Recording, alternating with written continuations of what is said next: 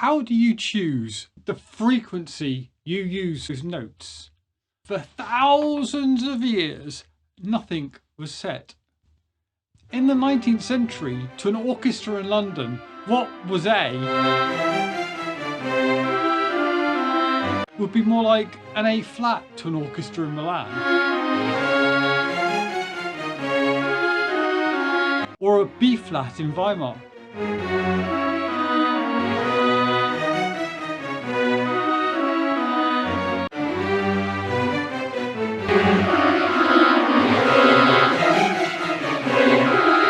And before that, there were not even 12 notes. And when there were finally 12 notes, compared to what we use today, well, we would have thought their tuners had flat batteries, never mind just flat notes, or sharp ones.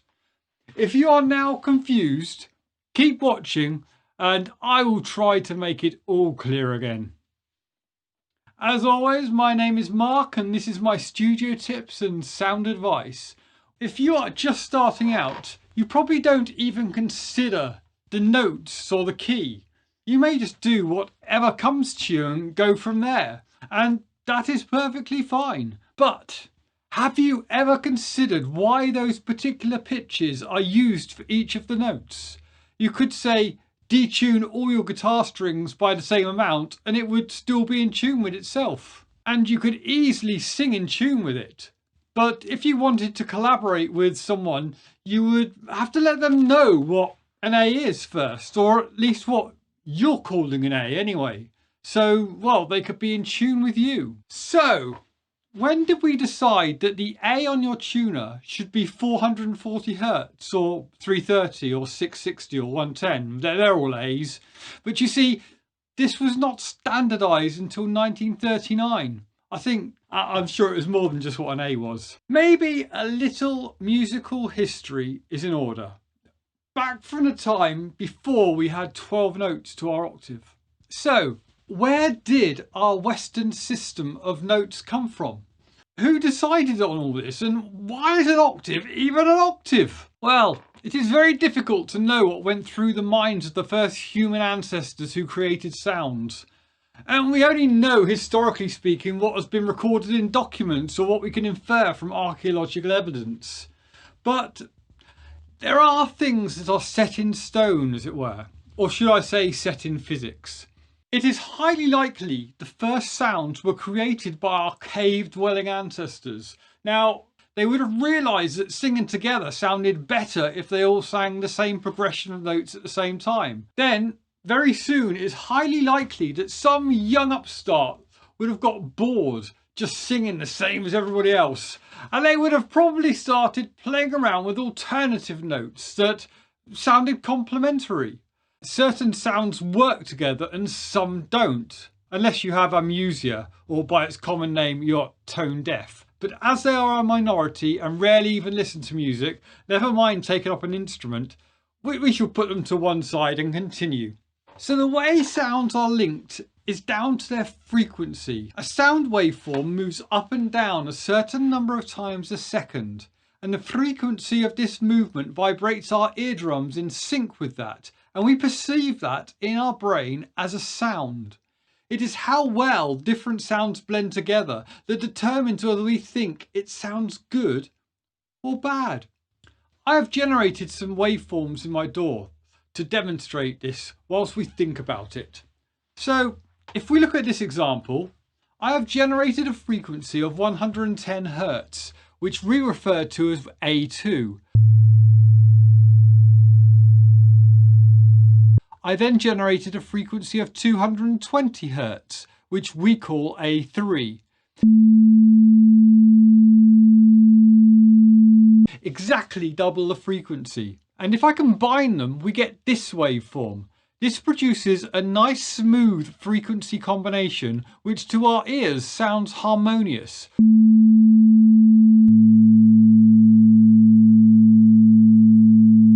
Or we could say one is in harmony with the other.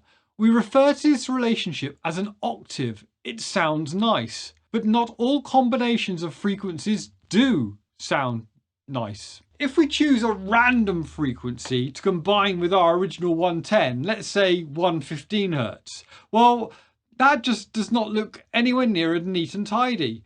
Indeed, it looks a bit off-hinged, and you can probably tell it's not going to be harmonious. Okay, so as before, I've combined the two audio tones, and just look at the longer waveform. The interaction becomes even more obvious.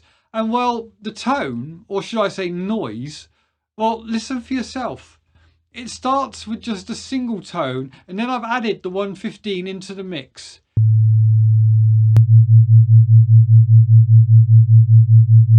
It's just not working. It is pulsing as if they're fighting each other.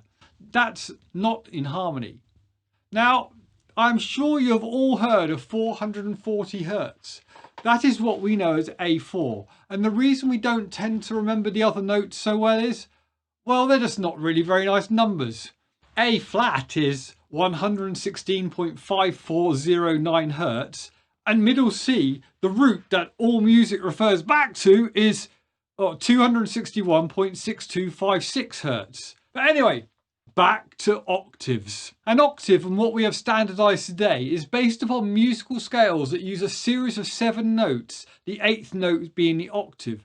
And these scales follow 2 basic rules. Firstly, scales are based on a series of intervals depending on the scale that is being used. They are divisions of a naturally occurring interval, the octave. And secondly, musicians do not generally use more than about 7 different notes at a time, even though the octave has been divided up into more steps than this. The differing choice of these notes is what we call the major and minor keys. And the reason we only tend to use a maximum of 7 notes to a scale is probably related to the limit of short-term memory. It should also be noted that a composer of a piece of music is not forced to stick to these 7 notes throughout a piece of music. It is indeed common to move from one key to another to add interest. And as there are only 12 notes to choose from, there will always be common notes between the 2 keys. Indeed, the smoothest transitions always happen between the keys that change the least number of notes, but that is something to delve into another time. So, the salient points to take away. We need the scales to make up memorable tunes. Scales divide octaves up into smaller intervals and just give us a selection of the notes to use.